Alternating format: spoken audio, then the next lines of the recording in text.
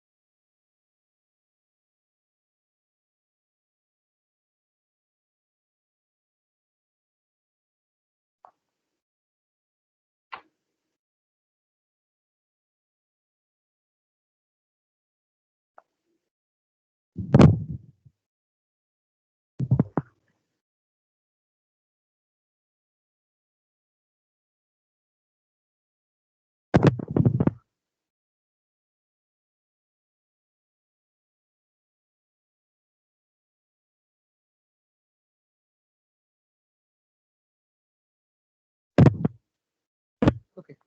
Uh, Today I'm not going to start any new topic. This is our first class.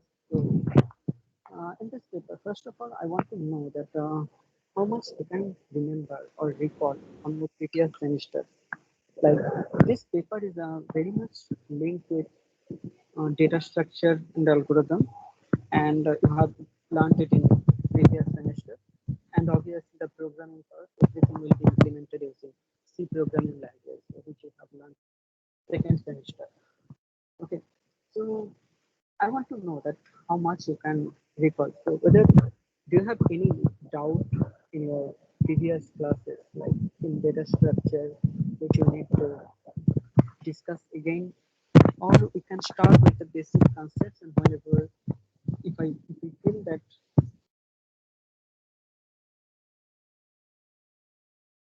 comes and you have some when you have learned it in data structure, then we can discuss that those things at that time.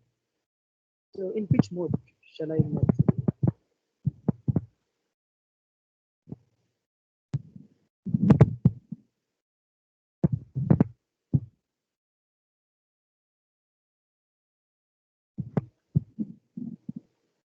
Hello, can you hear me?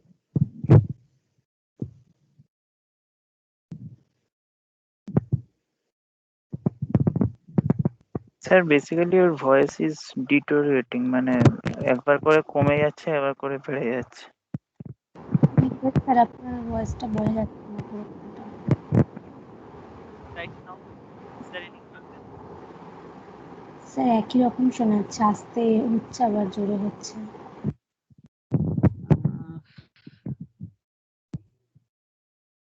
Okay, what kind of issue is this?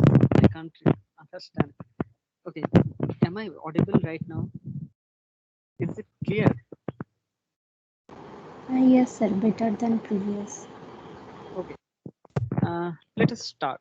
So, in which mode shall I move? So, shall I discuss the things? We may uh, discuss the things like whatever topics will be discussed at that time. If you have some gap, you have forgot something which you have learned in previous semester, then we can discuss the topic again. Okay, so instead of discussing the topics which you have learned in data structure, uh, we may discuss the things whenever it is needed. Okay, so we may proceed in this way. Is it fine for you? Yes sir. Okay, so uh, in data structure, the paper name was data structure and algorithms. So what do you understand by algorithm? And already you have learned some complexity analysis in data structure class, like big O notation, big omega, small o, okay, and big theta. These notations I think you have learned in data structure class.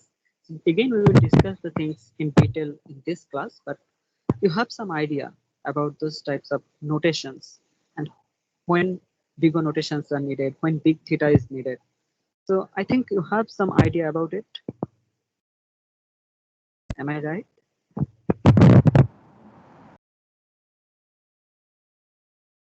Yes, sir. Okay. Um, so if we start with this very basic thing, I'm not going to start any new topic today. So if I want to know that in previous classes you have learned something, so you have learned different types of sorting and searching algorithms.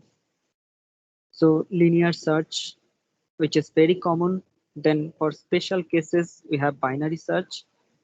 And there are some other searching methods where the complexity can be reduced even compared to binary search in some special cases.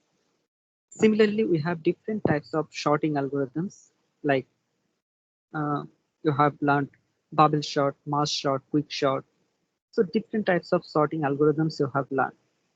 Now we will try in this paper, we will try to find out some solution for different types of problems.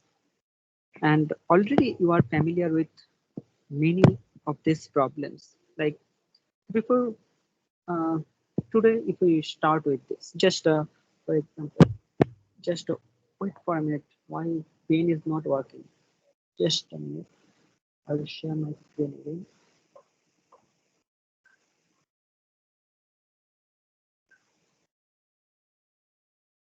In presentation mode. No.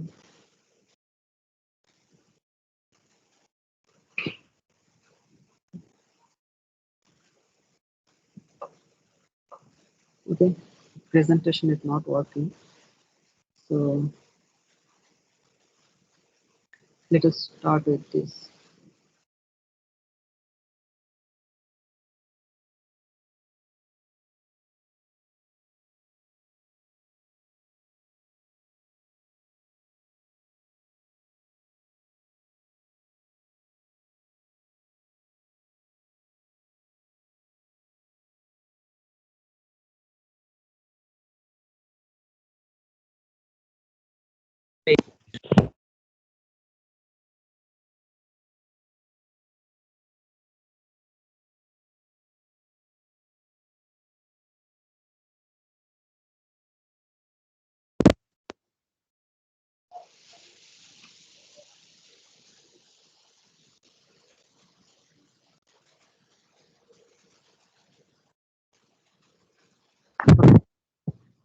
So if we start with this, am I audible?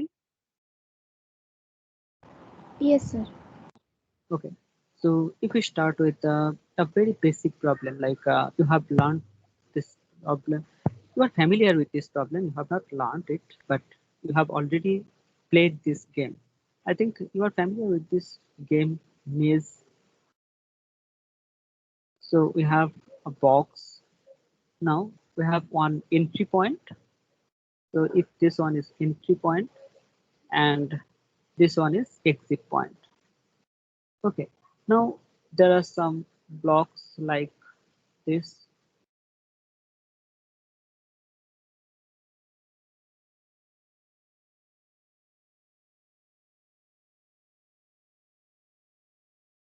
So I think you have already played this game.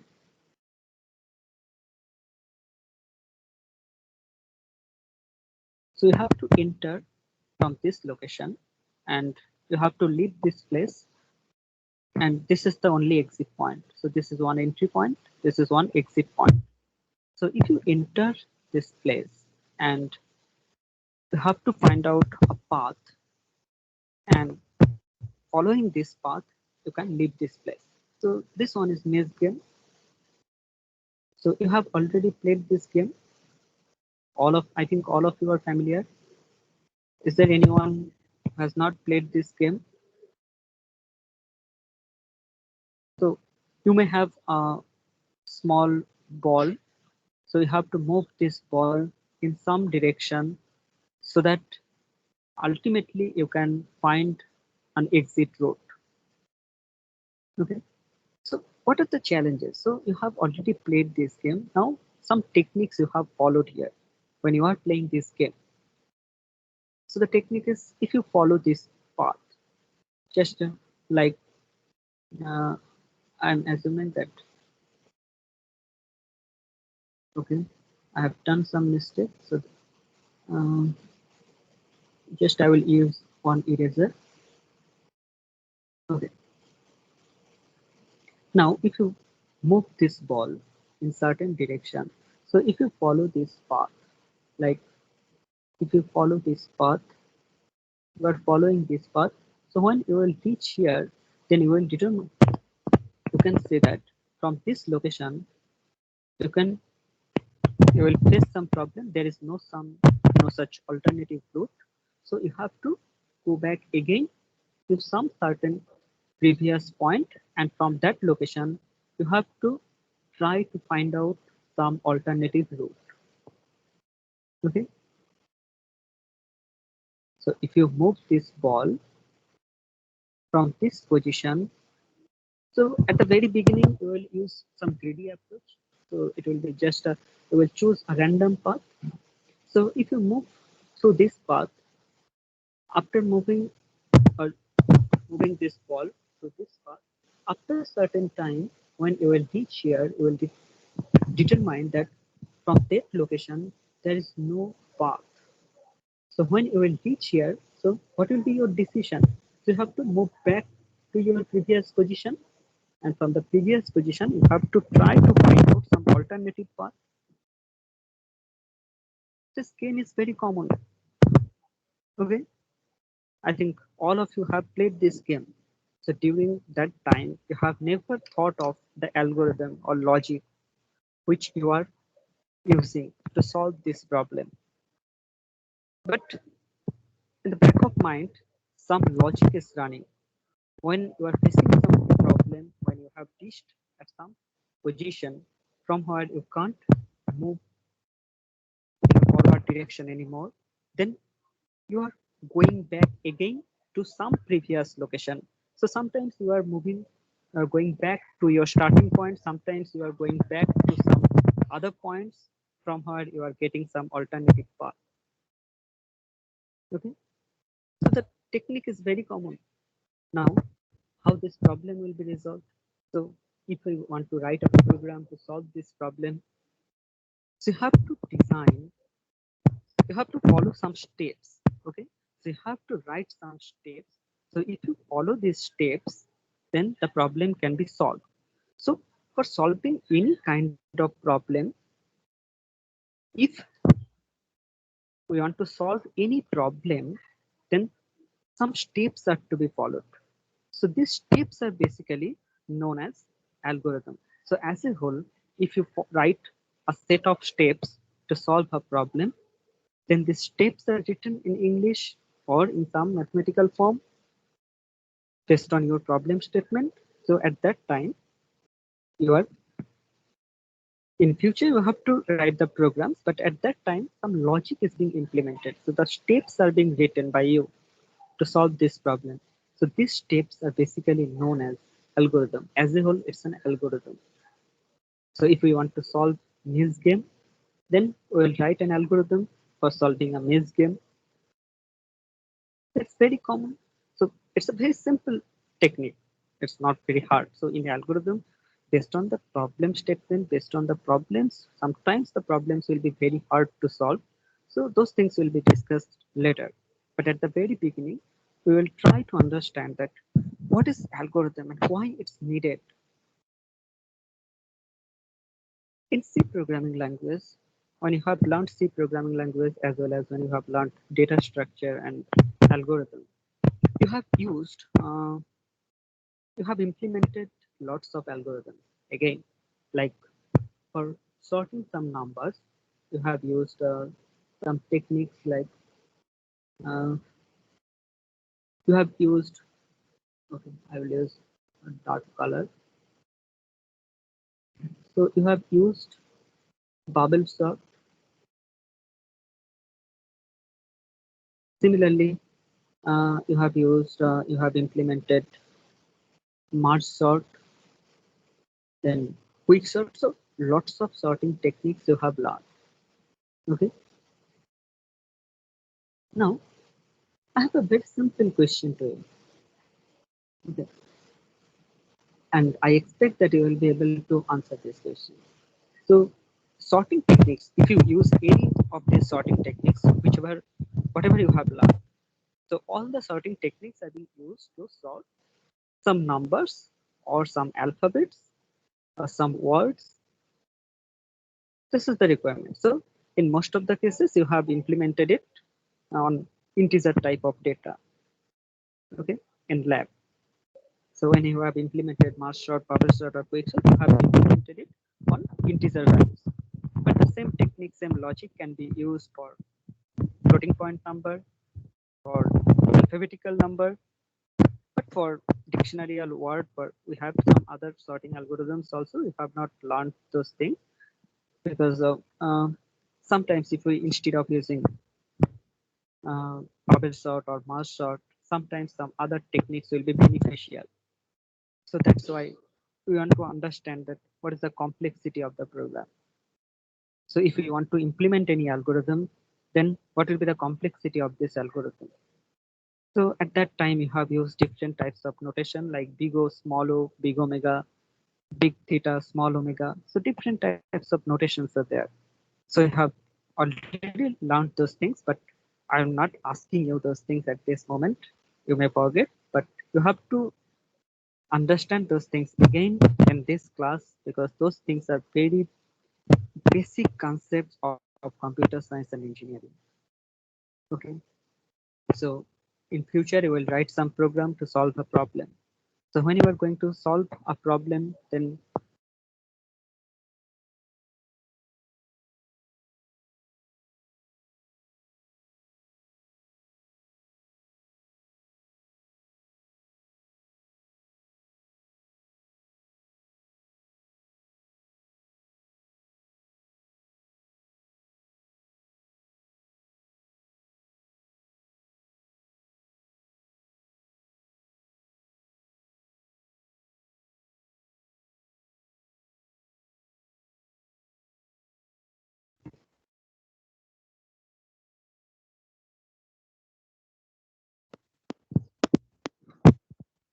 hello,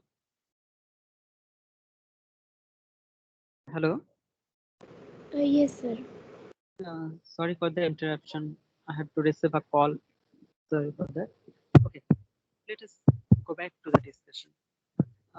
So we have learned different types of sorting algorithms.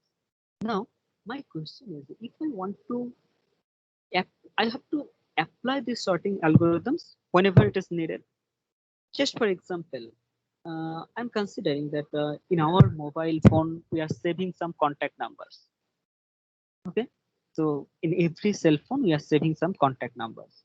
So uh, for this contact number, so if we want to save this contact details, at this moment, I'm assuming that we have learned only bubble sort and merge sort, nothing else. Okay, forget about other sorting algorithms.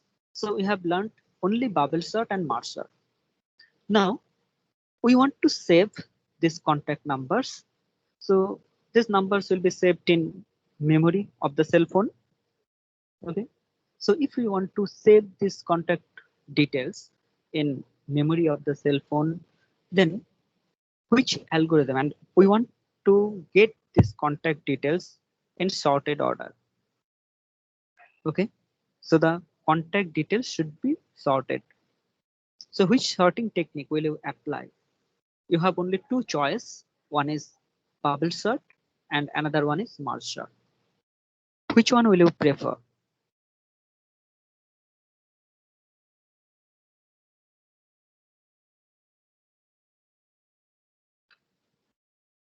Hello. March sort. Okay.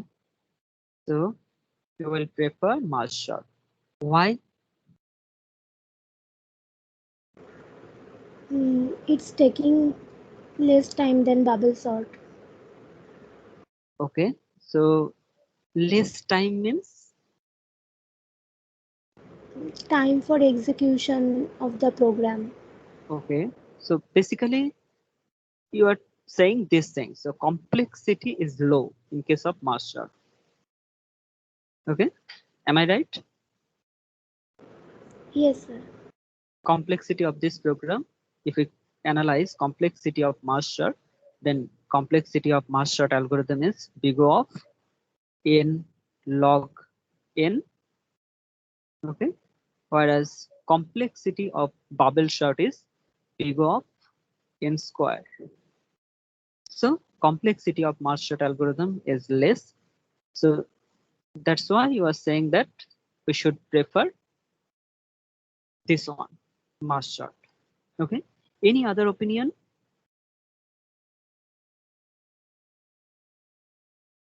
Sir, in merge sort, we can divide the initial list into many sublists and then Mhm. finally come to the conclusion, which will be much easier in the case of merge sort.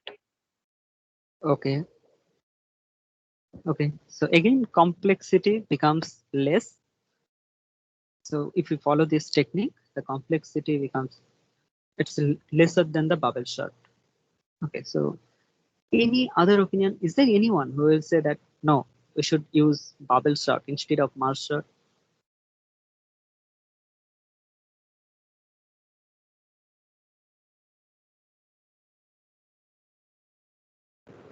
Sir, for merge sort there is some stack space used, but for bubble sort no stack space. So we can use bubble sort for that advantage. Okay. Obviously. So you have given your answer.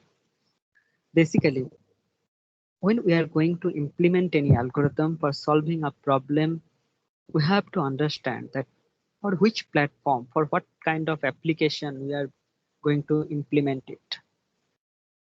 So we have to keep many things in mind during an algorithm choice. Okay. So just for this moment, if we say that I want to save, I'm taking the same example. So I want to save the contact details of my friends. And I expect that the contact details will be shown in alphabetical order. And we don't know any other algorithm. We know only bubble sort and merge sort. So we have only this choice that among these two, I have to choose one. So either I will choose bubble sort or I will choose merge sort. Now, think of the scenario that if I say that I'm using at this moment, my cell phone is Motorola. Okay. So, say this one is Moto E, some generation. Say it's a fourth generation.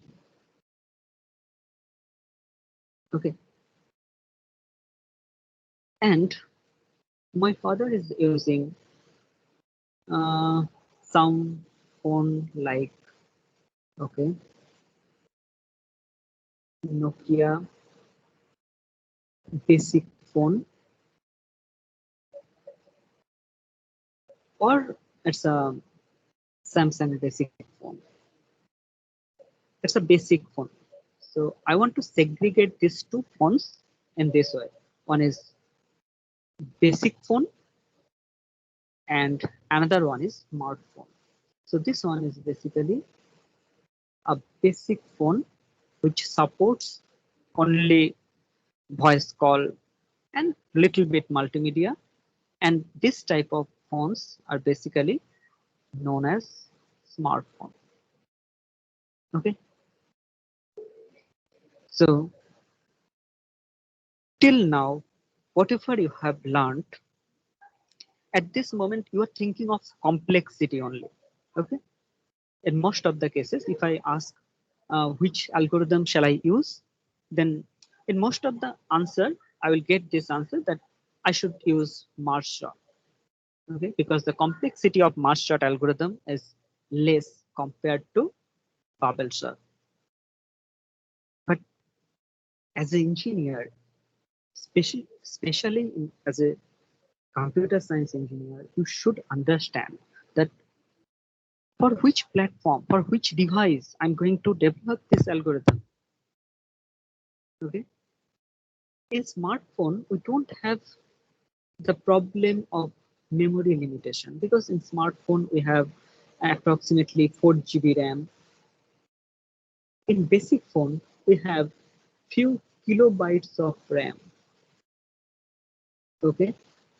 So we have just, I'm assuming that in this basic phone, I have only 50 KB memory space, whereas in smartphone, I have 4 GB space. Okay. So this is the real scenario. So now, if I say that I want to develop this sorting algorithm for basic phone, so which one shall I use? If I want to use a sorting algorithm for basic phone, obviously my choice will be bubble sort. Sir, bubble sort. Yeah, obviously this one should be bubble sort because we have very limited capacity, memory capacity. We have only 50 KB. This one is the whole memory space of that cell phone. If we want to use merge sort, then huge amount of additional memory is required. We have to create some copy of the data. So when we are splitting the array, if we want to implement it using array, when we are splitting the array, then a new memory space is being allocated to store this splitted array. So huge additional memory is required in case of merge sort. But we don't have sufficient memory because in this phone we have only 50 KB memory or 100 KB memory. Out of this 50 KB or 100 KB, we have to use a very little memory space for storing this contact information because the operating system is also running on that cell phone. So we can't compromise with the computational time. The device will perform a little bit slower if we use bubble sort, but still the advantage is we have limited memory. So within the limited memory space, we can manage it. Okay. But if we use this bubble sort in smartphone, we don't have this limitation. So we have huge memory space. And if you check your memory uses, you will be able to see that most of the memory spaces are free in your cell phone, as all of you are using smartphone. So if we have sufficient memory space, obviously I will prefer merge sort because that additional memory which is required to run this algorithm, that additional memory is available in that device.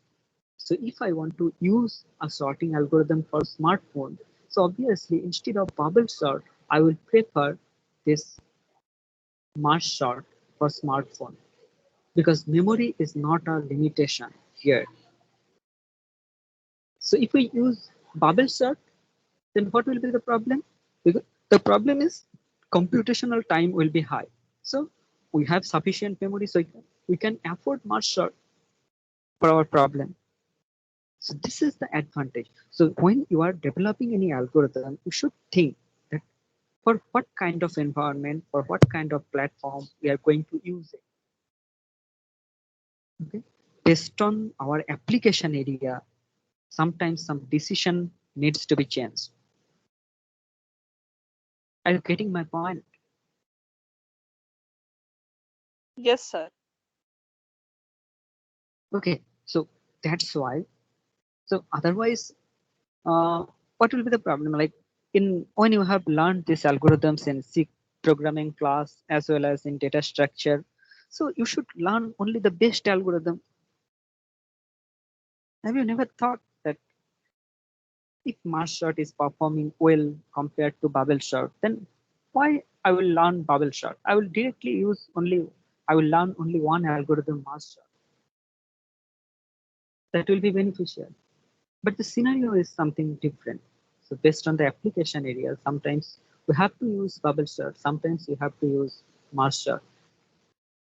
This is the scenario. Okay, that's why you have to learn many algorithms in this paper, and at the end of the semester, you should be able to choose an algorithm as well as you should be able to design an algorithm for solving a new problem. If your friend is in some other department, is not in engineering, and he has given you some problem, you have to write a program for that to solve that problem. So when you are going to implement this, you are going to implement uh, or write some program to solve that problem, you have to decide that for what kind of device or what kind of application this algorithm needs to be implemented. So if you have many choices of algorithm for solving the same problem, then which algorithm will perform better for this environment? Okay, so we will not only discuss the steps of algorithms only, because if you get a new problem, there are thousands and thousands of algorithms for solving different types of problems. Is it possible to learn every algorithm and remember them? It's not possible. So we will try to understand what are the basic techniques of different types of algorithms and what are the different types of principles we have to use. So different types of algorithms are there. So we will try to implement those things here. Okay.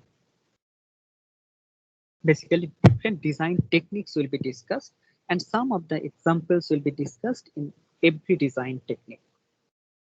Okay. So the techniques will be discussed one by one later on. Okay, so this is the importance of algorithm. Okay, now I want to know something else from you. Like you have used two things. Uh, okay, just a minute. Um, do you know sparse matrix?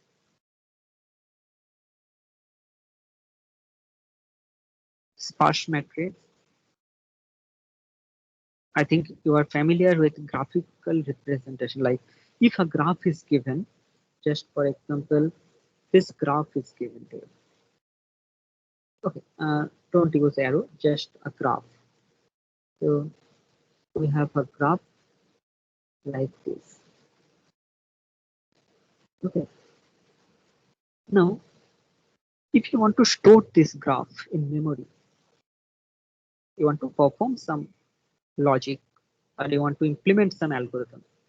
So if this graph is given, how this graph will be stored in system memory? You have learned these techniques already in your previous semester. Using Can you stack. remember? Hmm? Hello? Stack. Stack. Are you talking about stack? You can just unmute. Don't mute it immediately. The adjacency list are matrix. Okay, adjacency list is one choice. Anything else? Adjacency matrix. Okay, so we have adjacency matrix as well as adjacency list. Okay, so using these techniques, so we can represent a graph in system memory. Okay, okay, we'll come to that point. So you are familiar with adjacency matrix and adjacency list. And at least you have not forgot after giving the exam. Generally, most of the time, most of the students forgets these things. But the things are very important because in design analysis of algorithm, everything is required. Whatever you have learned in data structure, and obviously you have learned C programming language, so you are familiar with the syntaxes and semantics of that language also. Now, my next question is, now, at the very beginning, I have got one answer that execution time is high in case of bubble sort. So you are talking about execution time and sometimes we are talking about complexity. Whether these two things are same or there are some difference or there are some relationship among these two, execution time and complexity.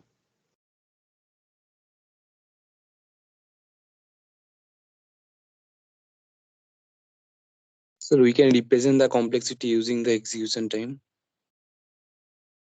Okay. Okay. Any other answer? Sir, complexity is not the exact measure of time, but execution time represents the exact measure of that time needed. Okay. Any other opinion?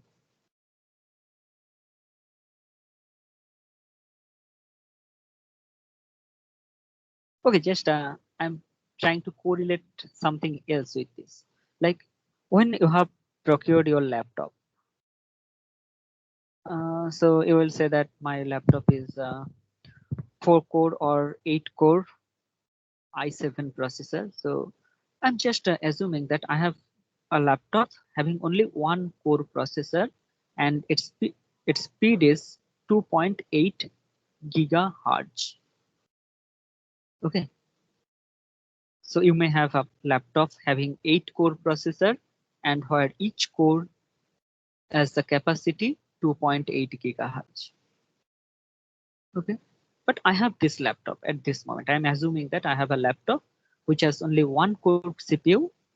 So one CPU is or processor is there and its speed is 2.8 gigahertz. So what do you understand by this? What do you understand by this 2.8 gigahertz?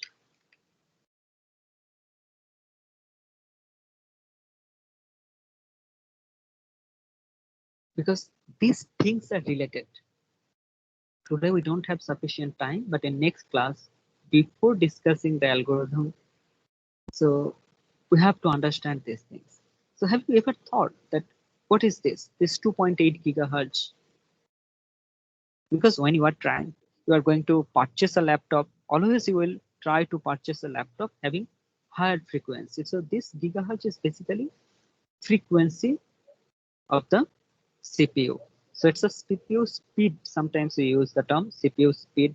So actually it's a frequency, clock frequency. So the maximum clock which it can reach. So what is clock and what is this? The things are related. Execution time is dependent on it, but complexity is not directly dependent on it, but complexity is again dependent, sorry, execution time again is dependent on this complexity of the algorithm. So the things are related. So you have to understand it very at the very beginning. Will you give any idea? Do you have any knowledge that what is 2.8 gigahertz or what is CPU speed or clock frequency? Sir, that CPU per second at 2.8 million times of complexity solve করতে পারে highest position point. Okay, so basically 2.8 gigahertz, that means if we talk about 2.8 gigahertz, it actually represents 2.8 into 10 to the power 3. So it's a kilo, then it's mega, then it's giga. Okay, so approximately the value is, so basically this one is 2 point, actually this value is 2.8 into 2 to the power 30 clocks per second. So 2 to the power 30 clocks per second, which can be approximated to this value. So 10 to the, as 10 to the power 3 means, so 10 to the power 3 can be approximated to 2 to the power 10. Okay, so because the value is, here we have 1000 and here we have 1024. So just we can approximate this value. Okay, so now you have to understand have you learned computer organization?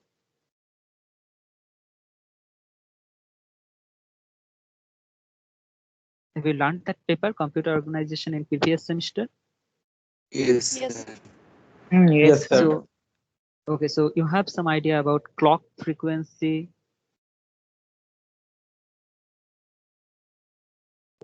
Clock, do you have any idea about clock? Okay, if you can't recall or it was not in your syllabus, just try to understand that. So this is the number of cycle that a processor can perform. So it can execute at this speed. Now, just for one example, I'm giving you a dummy example because this one will vary on different architecture. Okay, just I'm assuming that I want to add two numbers. I want to add 10 and 15. Okay, so how system performs this addition? You have to add 10 and 15. So somewhere user will give some input. So 10 will be stored in a memory location. Okay, so this 10 will be stored in a memory location. So say this one is register. So in this register, this value will be stored, and in another register, this value will be stored 15. So in another register, so in register 1, 10 is being stored, 15 is being stored in another register. Now it will add these two numbers and the result will be stored. So after this addition, 25, say the 25, the result will be stored in register 1. So when we are trying to add two numbers, then these numbers are being stored. Initially, the numbers are stored in registers. Then the content of the registers are being added, and the result is being stored in register 1. Any query? Hello? Okay. So if we want to add these numbers in this way, so some cycles, so CPU cycles, so this is the speed of the processor. So this number of clocks can be executed in 1 second by that processor. So to add these two numbers, it depends on many things, but just roughly I can say that on 8085 microprocessor, okay, forget about microprocessor. Just if we want to add these two numbers, like you have written some programming, C programming language to add two numbers.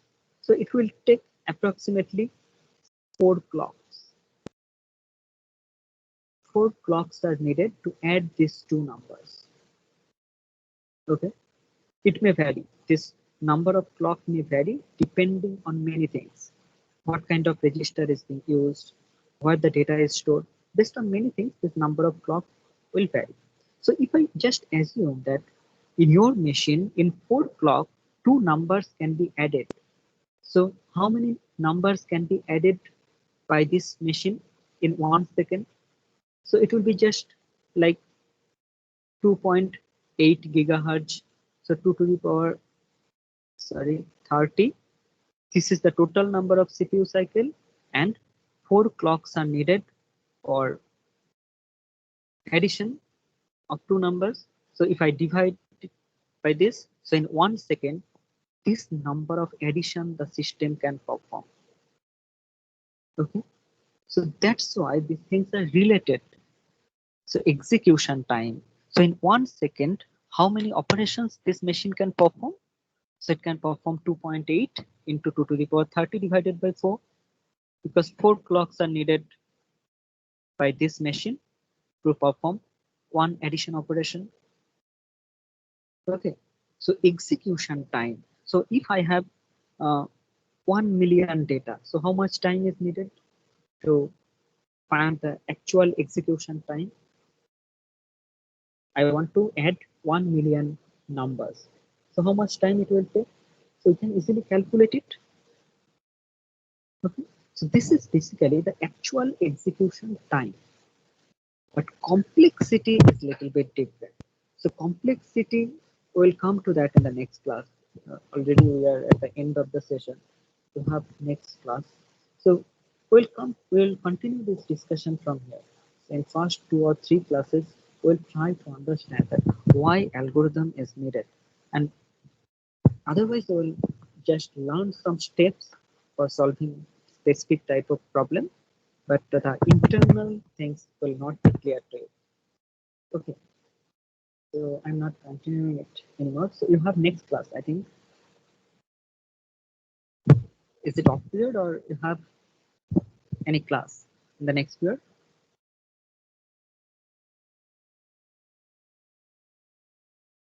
Hello.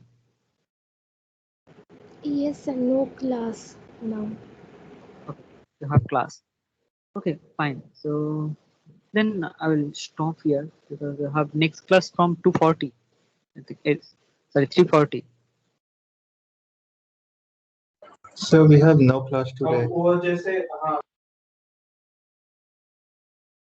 Yes, sir, no class today after this. Okay, fine. Then join there. I will just stop at this moment.